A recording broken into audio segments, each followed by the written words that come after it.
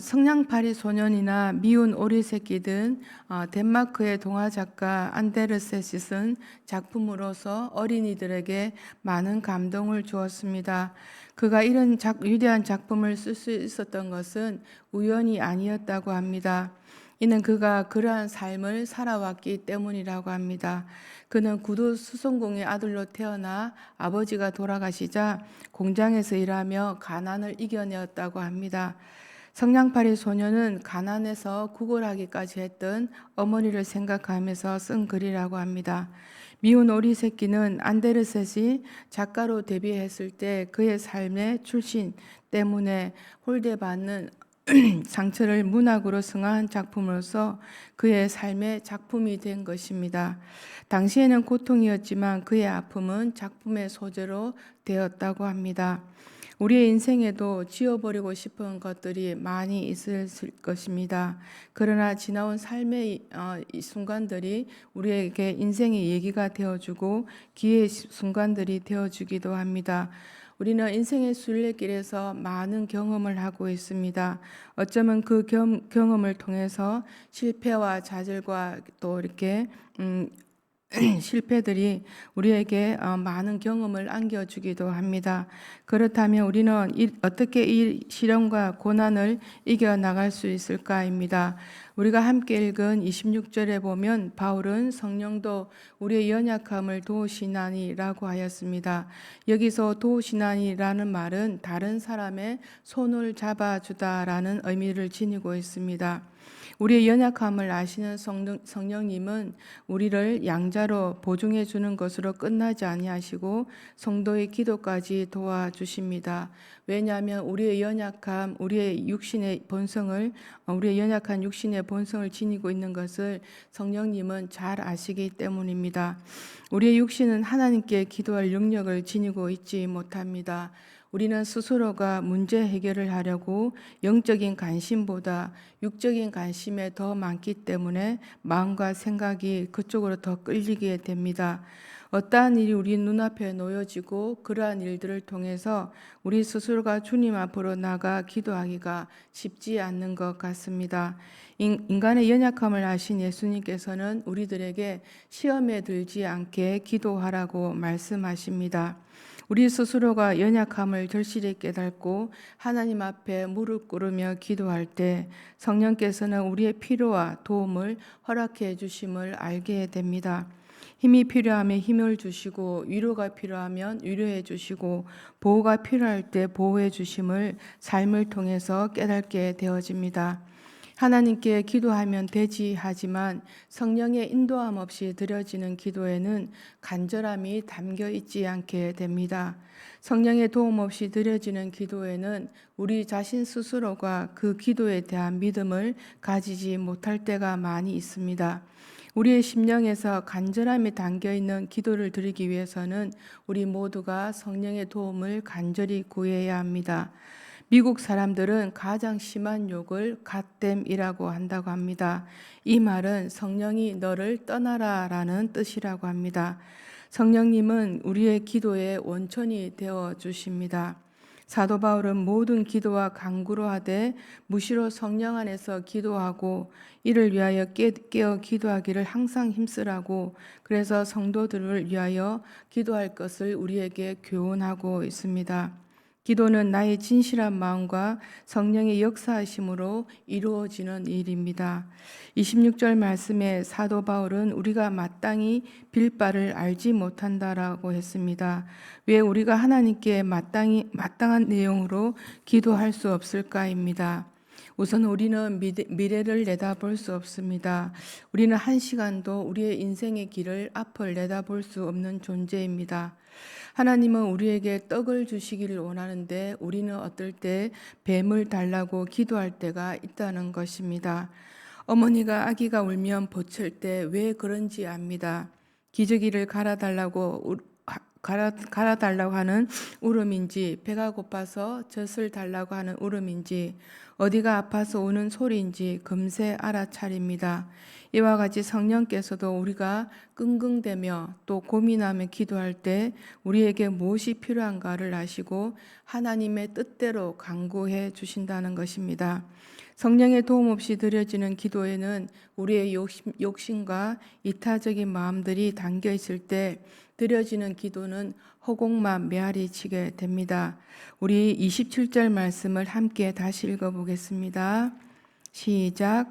마음을 살피시는 이가 성령의 생각을 아시나니 이는 성령이 하나님의 뜻대로 성도를 위하여 간구하심이니라. 아멘. 성령께서 성도를 위하여 드리는 기도의 특징 하나 가운데는 하나님의 뜻대로 기도해 주신다는 것입니다. 성령의 도움을 받지 않고 기도하게 되면 우리는 엉뚱한 것을 구할 때가 있습니다. 야고보와 요한의 어머니 살로메는 예수님께서 자신의 두 아들을 주님의 나라에 하나는 좌편에 하나는 우편에 앉게 해달라고 구했습니다. 그때 예수님이 하신 말씀은 너희는 너희가 기도하는 것을 알지 못하는도다 라는 말씀이었습니다. 하나님의 뜻대로 기도하지 않으면 하나님께서 우리의 기도를 들어주시지 않는데 우리는 하나님의 뜻과는 정상반된 기도를 드릴 때가 있습니다. 민수기 11장의 이스라엘 백성들은 만나만 계속 먹다 보니 실증이 나서 고기를 달라고 아우성쳤습니다. 애굽에 있을 때는 고기 국물도 원 없이 먹었는데 강야에서 고기를 먹지 못해 기력이 쇠하였다고 하나님께 원망하며 불평을 쏟아내었습니다. 그 기도를 들어주신 하나님은 그들의 요구대로 기도를 다 들어주셨습니다. 그 결과 이스라엘 백성들은 소원대로 원 없이 고기를 먹었지만 돼지처럼 살이 찌고 그 영혼은 비폐해져 영양실조에 걸리고 말았습니다. 하나님의 말씀은 들리지 않았고 순종할 기력조차 없었습니다. 그들은 잘못 구함으로 고기를 실컷 먹었지만 영적으로 비폐해졌던 것입니다.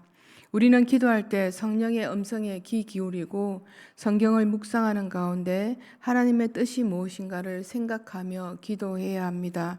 우리가 그런 마음의 자세를 가지고 기도한다면 우리에게 주어진 삶의 자리를 잘 헤쳐나가리라고 믿어집니다. 27절에 보면 하나님께서 사람의 마음을 감찰하신다고 하였습니다. 하나님께서 우리의 겉모습뿐만 아니라 우리의 마음의 중심을 능히 살펴주신다고 합니다. 시편 7편 9절에도 보면 하나님은 사람의 심장을 감찰하신다고 합니다. 예레미야 17장에도 보면 여호와는 심장을 살피고 폐부를 시험하고 각각 그 행위와 행실대로 보응해 주신다는 말씀이 있습니다. 마음을 감찰하시는 하나님께서 악인이 아무리 겉으로 거룩한 척해도 결국은 자신의 불의함이 드러나 심판을 받게 된다는 말씀의 내용입니다. 하나님께서 사람의 마음을 감찰하신다는 사실은 진실한 성도들에게는 큰 위로가 되지 않을 수 없습니다. 왜냐하면 진실한 성도는 비록 연약하여 잘못을 범한다 할지라도 그 마음만은 그렇지 않다는 것을 하나님께서는 잘 아시기 때문입니다. 우리가 빌 바를 알지 못하여 끙끙거리며 단식만 하고 있을지라도 성도의 마음을 감찰하시는 하나님께서 응답하실 것이기 때문입니다. 바리새인과 같이 겉으로는 거룩한 척하면서 마음으로는 악독을 품어서는 안 된다는 것입니다. 우리가 진심으로 기도했다면 하나님께 유창한 기도를 드리지 못했다 하여도 마음으로 단식하면 소원만 가지는 것이라 할지라도 그 소원을 하나님께서 들어주시는 줄을 믿어야 합니다. 한나는 기도할 때 말로 유창하게 기도하지 않았습니다. 그녀는 그저 괴로운 마음으로 통곡하며 마음으로 소원을 아뢰었습니다. 그럼에도 불구하고 하나님께서는 그녀의 기도에 응답을 하였습니다. 하나님께서 그녀의 소원과 생각을 아시고 응답해 주신 것입니다. 우리가 기도해야 할 부분은 하나님은 우리의 마음을 감찰하신다는 것을 우리는 기억해야 합니다.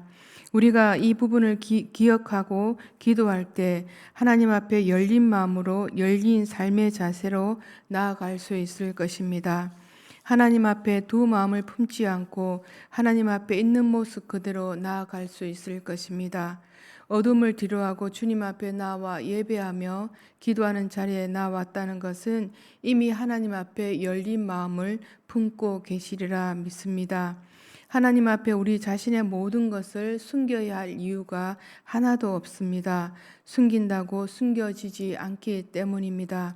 우리의 있는 모습 그대로 받아주시고 우리의 심령 또한 헤아리시고 우리의 마음을 받아주실 것을 믿음으로 고백드립니다. 비록 내가 알지 못하여서 나의 연약함, 뽑아내야 할 나의 아집과 자만심, 비록 나는 다 쏟아내었다 할지라도 내가 알지 못하는 부분을 하나님께서 아시기 때문에 오히려 하나님 앞에 나를 불쌍히 여겨달라고 기도할 때 그 간절함이 응답될 때 성령의 치유하심이 우리를 새롭게 하실 거라고 믿어집니다. 하나님께 열린 마음으로 기도하시는 성도님이시라면 우리 모두가 있는 모습 그대로 있는 마음 그대로 받아달라고 기도하시기를 기원드립니다. 두 손 들고 하나님의 앞에 나오는 자는 외면하지 않으시는 하나님 아버지를 믿습니다. 그 하나님 아버지의 사랑, 뜻을 안다면 우리 모두가 주저할 필요가 없는 것 같습니다. 하나님 앞에 나가 끝나지 않는 나의 고통의 시간을 내어놓을 때 그 문제 앞에 우리가 바짝 엎드려 기도할 때 하나님은 우리를 긍휼히 여겨주실 것입니다. 기도란 하나님의 뜻에 나의 뜻을 맞추는 작업입니다. 성령은 이것을 목적으로 성도의 기도를 돕고 있습니다. 우리 28절 말씀을 다시 읽어보겠습니다. 시작. 우리가 알거니와 하나님을 사랑하는 자, 곧 그의 뜻대로 부르심을 입은 자들에게는 모든 것이 합력하여 선을 이루느니라. 아멘. 이 말씀은 우리 성도님들께서 즐겨 읽으시고 또 암송하는 말씀입니다. 여기서 주목된 말씀은 그의 뜻대로 부르심을 입은 자라는 말씀입니다. 여기서 부르심은 신학 용어로 소명이라고 합니다. 그런데 30절에 보면 미리 정하신 자들을 부르셨다고 말씀합니다. 하나님은 아무렇게나 갑자기 우리 모두를 부르신 것이 아니라 철저히 하나님의 예정에 의거한다는 것입니다. 우리가 성도가 되고 하나님의 구원의 뜻을 입은 것은 우리 스스로가 하나님을 찾았기 때문이 아니라 하나님께서 미리 예정하시고 또 불려주셨다는 것 때문이라는 기독교 진리의 내용입니다. 바울은 하나님을 사랑하는 자가 바로 하나님의 뜻대로 부르심을 입은 자라고 증언해 주고 있습니다. 하나님의 뜻이란 말의 언어적 의미는 남이 보도록 전시한다라는 의미를 지녔습니다. 하나님은 하나님이 부르신 성도를 감추는 것이 아니라 어느 누구에게도 이 세상에서도 우리를 드러내어 주십니다. 마치 보석 상인이 보석들을 고객들이 볼 수 있도록 전시해 놓은 것처럼 하나님의 자녀 성도가 누구인지를 하나님은 알게 해 주십니다. 하나님을 사랑하는 자, 그분의 뜻을 쫓아 살아가는 성도의 삶을 통하여서 하나님께서 부르신 성도라는 것을 밝히 드러내어 알게 해 주신다는 것입니다.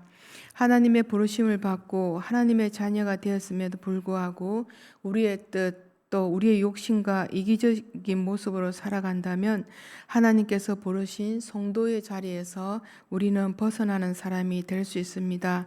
오늘 우리가 이 한날을 살아갈 때 뜻하지 않는 일, 또 생각지도 않는 일들을 통해서 우리는 울기도 하고 웃기도 하고 주저앉을 때도 있게 됩니다. 그러나 우리가 주저앉고 낙심하지 말아야 할 이유가 우리의 삶의 시간 속에 함께 하시는 하나님은 우리의 모든 삶을 통하여 하나님의 영광이 되게 해주신다는 것입니다. 그 당시에는 그때는 힘들었던 그 시간들을 그 일들을 지나고 보면 모든 것이 하나님의 섭리 안에서 우리의 모든 삶이 흘러가고 있다는 것입니다. 하나님께서 우리와 함께 하시고 내가 하나님을 부르는 한 우리의 삶은 희망이 있고 생명력이 있습니다. 우리 모두는 하나님의 사랑을 입은 자들입니다. 주님의 보혈로 은혜로 하나님의 사랑 안에서 우리 모두가 살아가고 있습니다. 어떠한 삶이 되었든 하나님께서 우리의 모든 삶을 통하여 합력하여 선을 이루신다는 하나님의 뜻, 하나님의 선 이루시기 위하여 약속의 말씀으로 우리에게 주시고 계십니다. 오늘 이 한날도 우리는 세상 속에서 살아갈 때 약속해 주신 그 말씀을 붙들고 주님과 동행하며 승리하시는 저와 여러분이 되시기를 기원드립니다. 오늘은 금요 기도회가 있는 날입니다. 오늘도 우리 모두가 주님 앞에 나와 성령의 힘을 입어서 하나님의 뜻을 구하는 복된 날이 되시기를 간절히 기원드립니다.